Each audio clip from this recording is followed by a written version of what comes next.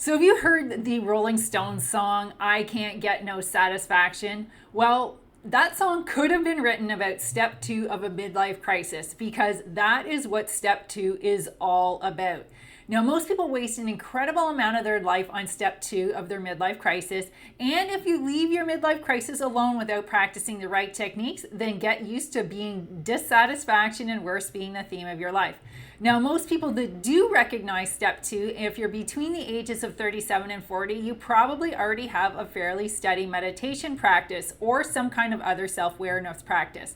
So you might recognize stage two early if you journal regularly, or if you're genuinely interested in being introspective. Other people that are self-aware enough that recognize stage two between those earlier ages can do that if they take regular nature walks that allow them to quiet their mind. But the vast majority of people are too busy to notice the dissatisfaction until they're about 41. And then most of the time they change the wrong things, or they try to avoid it by burying themselves in something that takes all of their attention. And I have seen a very broad range of ways in which people try to avoid these feelings of dissatisfaction.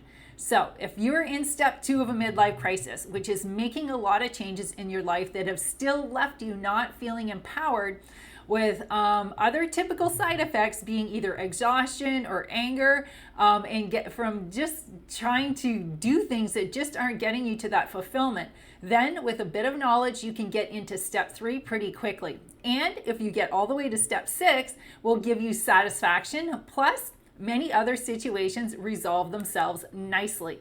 So the thing that works fastest to go from step two to step three of a midlife crisis is self-awareness meditation series of techniques.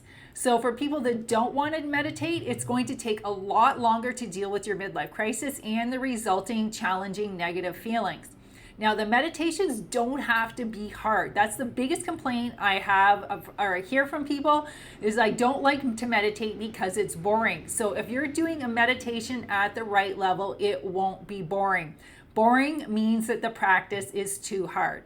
So follow me if you want to know what this third step of midlife crisis is, and you want to be done with your midlife crisis sooner rather than later.